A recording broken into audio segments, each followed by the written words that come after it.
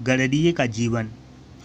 एक बार मैंने एक बूढ़े गडरिये को देखा। घना जंगल है, हरे हरे वृक्षों के नीचे उसकी सफ़ेद ऊन वाली भेड़ें अपना मुँह नीचे किए हुए कोमल कोमल पत्तियां खा रही हैं। गडरिया बैठा आकाश की ओर देख रहा है। ऊन काटता जाता है। उसकी आंखों में प्रेम लाली छाई हुई है। वह निरोगता की पवित्र मदिरा से मस्त हो रहा है। बाल उसके सारे सफ़ेद हैं, और क्यों न सफ़ेद हों, सफ़ेद भेड़ों का मालिक जो ठहरा। ठीक है, अब यहाँ पर लेखक इसमें ये बताते हैं, अभी हमने पढ़ा हल चलाने वाले का जीवन, अब है गडरिया का जीवन। लेखक कहते हैं, एक बार मैंने एक बूढ़े गडरिया को देखा। घना जंगल है, हरे हरे वृक्षों के नीचे वह सफ़ेद ऊन वाले भेड़ों को अपना चरा रहा है, और सारे भेड़ जो हैं वो मुंह नीचे किए हुए कोमल कोमल पत्तियां खा रही हैं। गडरिया भी स्वच्छ आसमान को देख रहा है और साथ में ऊन काटता जा रहा है। काटना मीन्स बनाना, ऊन बनाता जा रहा है। उसके आँखों में प्रेम लाली छाई हुई है। ठीक है, उसकी आँखें जो हैं वो प्रेम से परिपूर्ण हैं। वह निरोगता की पवित्र मदिरा से मस्त हो रहा है। ठीक है, वो उस स्वच्छ वातावरण में, ठीक है, निरोगता की जो पवित्रता है उससे मस्त है। बाल उसके सारे सफ़ेद हैं।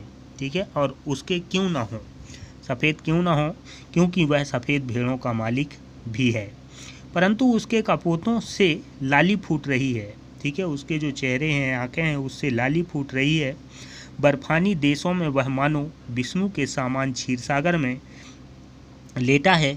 उसकी प्यारी स्त्री उसके पास रोटी पका रही है। उसकी 2 कन्याएं उसके साथ जंगल जंगल भेड़ चराती घूमती हैं।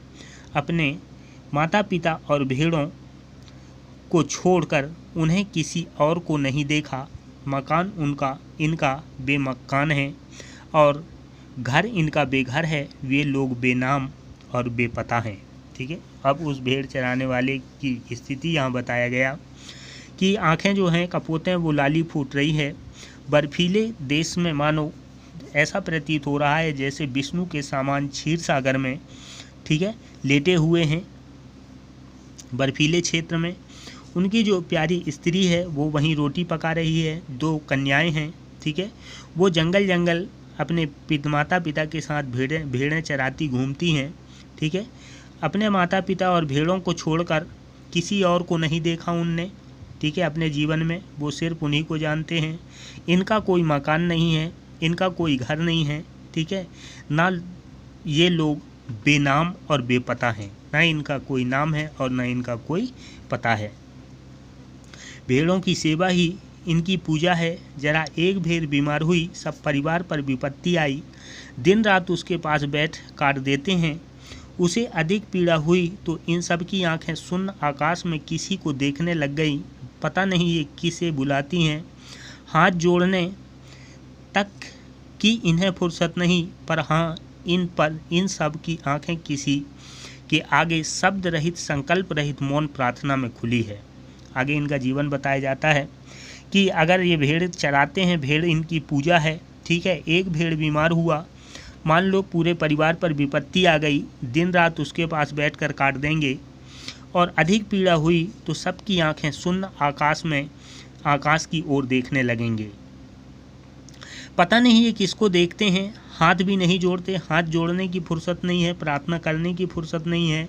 पर हाँ, इन सब की आंखें किसी के आगे शब्द रहित, संकल्प रहित मौन प्रार्थना में ज़रूर खुलती हैं। 2 रातें इसी तरह गुजर गई। इनकी भेड़ अब अच्छी है, इनके घर मंगल हो रहा है, सारा परिवार मिलकर गा रहा है। इतने में नीले आकाश पर बादल घिरे और झमझम बरसने लगे, मानो प्रकृति के देवता भी इनके आनंद से आनंदित हुए। बूढ़ा गडरिया आनंद मस्त होकर नाचने लगा। वह कहता कुछ नहीं, रग रग उसकी नाच रही है। पिता को ऐसा सुखी देख दोनों कन्याओं ने एक दूसरे का हाथ पकड़कर पहाड़ी राग अलापना आरंभ कर दिया। साथ ही धम धम थम थम नाच की उन्होंने धूम मचा दी। मेरी आंखों के सामने ब्रह्मानंद का समा बांध दिया। मेरे पास मेरा भाई खड़ा था। मैंने उसे कहा, भाई अब मुझे भी भेड़ ले दो। ठीक है, आगे इसमें ये बताया गया कि 2 दिन उनके पास रहा, देखा वो सब दुखी थे, परंतु जैसे भेड़ ठीक हुआ उस अनंत प्रार्थना से, ठीक है, सब आनंदित हो गए। पिता नाचने लगे, कन्याएं नाचने लगीं, ठीक है, उनके आँखों के सामने नाचने लगे। एक ब्रह्मानंद का समा बंध गया, ठीक है, और वहाँ भाई खड़ा था मेरा, उससे कहा भाई अब मेरे को भी एक भेड़ ले दो। ऐसी ही मुख जीवन से मेरा भी कल्याण होगा। विद्या को भूल जाऊं तो अच्छा है, मेरी पुस्तकें खो जाए तो उत्तम है।